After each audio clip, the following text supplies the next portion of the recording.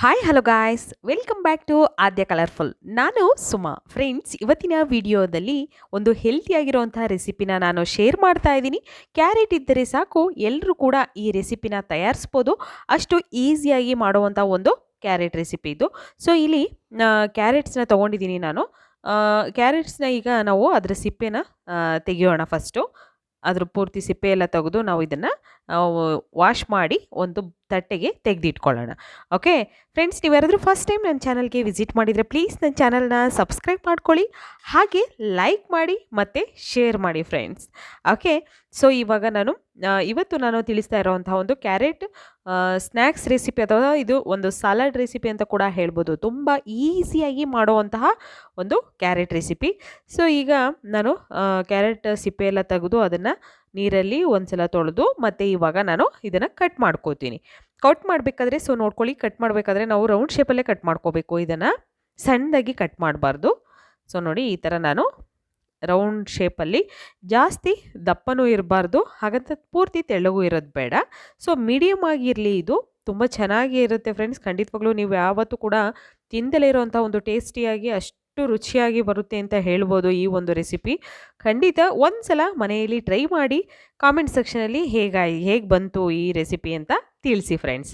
Okay, ಇವಾಗ ನೋಡಿ, ನಾನು ಎಲ್ಲ ಕ್ಯಾರೆಟ್ನು ಕೂಡ ಹೀಗೆ ಕಟ್ ಮಾಡಿ ಇಟ್ಕೊಂಡಿದ್ದೀನಿ. ಸೊ ಇದನ್ನು ಒಂದು ತಟ್ಟೆಗೆ ನಾವು ಹಾಕ್ಕೊಳ್ಳೋಣ ಫಸ್ಟು. ಇವಾಗ ನಾನು ಇದನ್ನು ಒಂದು ತಟ್ಟೆಗೆ ಹಾಕ್ಕೊಂಡಿದ್ದೀನಿ. ನೋಡ್ತಾ ಇದ್ದೀರಲ್ಲ, ಎಲ್ಲದನ್ನು ಕೂಡ ಹೀಗೆ ಸಣ್ಣ ಸಣ್ಣದಾಗಿ ನಾವು ರೌಂಡ್ ಶೇಪಲ್ಲಿ ಕಟ್ ಮಾಡ್ಕೋಬೇಕು, ಜಾಸ್ತಿ ದಪ್ಪ ಇರಬಾರ್ದು. ಈಗ ಒಂದು ಪ್ಯಾನ್ ಇಟ್ಕೊಂಡಿದ್ದೀನಿ. ಇದಕ್ಕೆ ನಾವು ಒಂದು 3 ಟೇಬಲ್ ಸ್ಪೂನ್ ಆಗುವಷ್ಟು ಆಯಿಲ್ ಅಥವಾ ತುಪ್ಪ, ಯಾವುದನ್ನು ಬೇಕಿದ್ರೂ ಹಾಕ್ಬೋದು, ಎಣ್ಣೆ ಅಥವಾ ತುಪ್ಪ ಯಾವುದನ್ನು ಬೇಕಿದ್ರೂ ಉಪಯೋಗಿಸಿ. ಸೊ ಇಲ್ಲಿ ನಾನು ಆಯಿಲ್ನೇ ಉಪಯೋಗಿಸ್ತಾ ಇದ್ದೀನಿ. ನಂತರ ಇವಾಗ ನಾವು ಕ್ಯಾರೆಟ್ನ ಕಟ್ ಮಾಡ್ಕೊಂಡಿದ್ದೀವಲ್ಲ, ಆ ಕ್ಯಾರೆಟ್ನ ಹಾಕ್ಕೊಳ್ಳೋಣ. ನೋಡಿ, ಈ ಥರ ನಾನು ಕ್ಯಾರೆಟ್ನ ಹಾಕ್ಕೊಂಡಿದ್ದೀನಿ. ಸುಮಾರು ಇಲ್ಲಿ ಒಂದು 4ರಿಂದ 5 ಕ್ಯಾರೆಟ್ನ ತೊಗೊಂಡಿದ್ದೀನಿ ನಾನು. ಈಗ ಇದನ್ನು ಫ್ರೈ ಮಾಡ್ಕೊಳ್ಳೋಣ. ಸ್ಟವ್ನ ಲೋ ಫ್ಲೇಮಲ್ಲೇ ಇಟ್ಕೊಳ್ಳಿ. ಈಗ ನಾವು ಹೀಗೆ ಫ್ರೈ ಮಾಡಿ ಒಂದು 3 ನಿಮಿಷದವರೆಗೂ, ನಿಮಗೆ ಕಲರ್ ಚೇಂಜ್ ಆಗುತ್ತೆ ಕ್ಯಾರೆಟ್ದು, ಗೊತ್ತಾಗುತ್ತೆ ಆವಾಗ. ಸೊ ಕರೆಕ್ಟಾಗಿ ಇದು ಫ್ರೈ ಆಗಿದೆ ಅಂತ. ಅಲ್ಲಿವರೆಗೂ ನಾವು ಇದನ್ನು ಫ್ರೈ ಮಾಡ್ಕೋಬೇಕು. ನೋಡಿ, ಲೋ ಫ್ಲೇಮಲ್ಲೇ ಇಟ್ಕೊಂಡು ನಾನು ಫ್ರೈ ಮಾಡ್ಕೋತಾ ಇದ್ದೀನಿ. ಸ್ವಲ್ಪ ನಿಮಗೆ ಕಲರ್ ಚೇಂಜ್ ಆಗ್ತಿದೆ ಅಂತ ಇಲ್ಲಿ ಅನ್ನಿಸ್ತಾ ಇದೆ ಅಲ್ಲ. ಸೊ ಇವಾಗ ಇದು ಕರೆಕ್ಟಾಗಿ ಆಗಿದೆ. ಒಂದು 3 ನಿಮಿಷ ತೊಗೊಂಡಿದ್ದೀನಿ ನಾನು ಇದನ್ನು ಫ್ರೈ ಮಾಡೋದಕ್ಕೆ. ನಂತರ ಇವಾಗ ಇದಕ್ಕೆ ಒಂದು 2 ಟೇಬಲ್ ಸ್ಪೂನ್ ಆಗುವಷ್ಟು ನೀರನ್ನು ಹಾಕ್ಕೊಳ್ಳೋಣ. ಒಂದು 2 ಟೇಬಲ್ ಸ್ಪೂನ್ ಆಗುವಷ್ಟು ಬರೀ ನೀರನ್ನು ಹಾಕ್ತಾ ಇದ್ದೀನಿ ನಾನು. ನೀರು ಹಾಕಿ ಒಂದು ಸಲ ಮಿಕ್ಸ್ ಮಾಡಿ, ನೀಟಾಗಿ ಇದನ್ನು ಮಿಕ್ಸ್ ಮಾಡ್ಕೊಂಬಿಡೋಣ. ಮಿಕ್ಸ್ ಮಾಡಿದ ನಂತರ ಇದನ್ನು ಮುಚ್ಚಿ, ನಾವು ಇದ್ರ ಮೇಲೆ ಒಂದು ಪ್ಲೇಟ್ನ ಮುಚ್ಚಿ ಇದನ್ನು ಒಂದು 3 ನಿಮಿಷದವರೆಗೂ ನಾವು ಬೇಯಿಸ್ಕೋಬೇಕು. ಓಕೆ, ನೋಡಿ, 3 ನಿಮಿಷ ಇದನ್ನು ಮುಚ್ಚಿಬಿಟ್ಟು ನಾವು 3 ನಿಮಿಷ ಬೇಯಿಸ್ಕೊಳ್ಳೋಣ. ಸೊ ಫ್ರೆಂಡ್ಸ್, ಖಂಡಿತವಾಗ್ಲೂ ನೀವು ಕ್ಯಾರೆಟ್ ಇದ್ದರೆ ಸಾಕು, ಎಲ್ಲರೂ ಕೂಡ ಈ ರೆಸಿಪಿನ ತಯಾರಿಸ್ಬೋದು. ತುಂಬ ಹೆಲ್ತಿಯಾಗಿರೋದು. ಮಕ್ಕಳಿಗೆ ಕ್ಯಾರೆಟ್ ವೆಜಿಟೇಬಲ್ಸ್ ಯಾರ್ಯಾರು ತಿನ್ನಲ್ಲ ಅಂತಾರೋ, ಸೊ ಈ ಥರದ್ದು ಒಂದು ರೆಸಿಪಿ ಮಾಡಿಕೊಟ್ರೆ ಖಂಡಿತವಾಗ್ಲೂ ಕಣ್ಣು ಮುಚ್ಕೊಂಡು ತಿಂತಾರೆ. ಅಷ್ಟು ಟೇಸ್ಟಿಯಾಗಿರುತ್ತೆ ಈ ರೆಸಿಪಿ. ಓಕೆ, ಈಗ ನೋಡಿ ಫ್ರೈ ಆಗಿದೆ.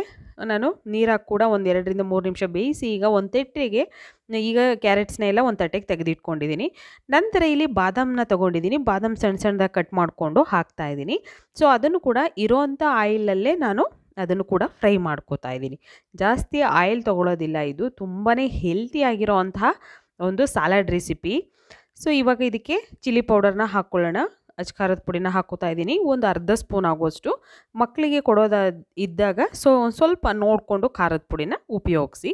ಈಗ ಒಂದು 2 ನಿಮಿಷ ಫ್ರೈ ಮಾಡಿದ ನಂತರ ಇವಾಗ ನೋಡಿ, ಕ್ಯಾರೆಟ್ನ ನಾನು ಈ ಥರ ಜೋಡಿಸ್ಕೊಂಡಿದ್ದೀನಿ. ಸೊ ನಾನು ಇವಾಗ ಮೇಲ್ಗಡೆ ಇದಕ್ಕೆ ಮೊಸರು ಹಾಕ್ಕೊಳ್ಳೋಣ. ಓಕೆ, ಮೊಸರು ಹಾಕ್ಕೋತಾ ಇದ್ದೀನಿ. ಗಟ್ಟಿ ಮೊಸರನ್ನು ತೊಗೊಳ್ಳಿ, ತುಂಬ ಕ್ರೀಮಿಯಾಗಿರೋ ಅಂಥದ್ದು. ಅಥವಾ ಕ್ರೀಮಿಯಾಗಿಲ್ಲ ಅಂದರೆ ಸ್ವಲ್ಪ ಬೀಟ್ ಮಾಡ್ಕೊಳ್ಳಿ, ಚೆನ್ನಾಗಿ ಬೀಟ್ ಮಾಡಿ. ಪ್ಯಾಕೆಟ್ ಮೊಸರಿದ್ರೂ ಕೂಡ ಚೆನ್ನಾಗಿ ಬೀಟ್ ಮಾಡಿದ ನಂತರ ನೀವು ಈ ಥರ ಉಪಯೋಗಿಸ್ಬೋದು. ಇವಾಗ ನೋಡಿ, ನಾನು ಮೊಸರು ಪೂರ್ತಿ ಹಾಕ್ಕೊಂಡಿದ್ದೀನಿ. ಈಗ ಮೊಸರು ಹಾಕಿದ ನಂತರ ನಾವು ಈಗ ಫ್ರೈ ಮಾಡಿರೋಂತಹ ಬಾದಾಮ್ ಇದೆಯಲ್ಲ, ಸೊ ಆ ಬಾದಾಮನ್ನ ಇವಾಗ ನಾವು ಹಾಕ್ಕೊಳ್ಳೋಣ. ನೋಡಿ, ಈ ಥರ ನಾನು ಬಾದಾಮಿನ ಹಾಕ್ಕೋತಾ ಇದ್ದೀನಿ.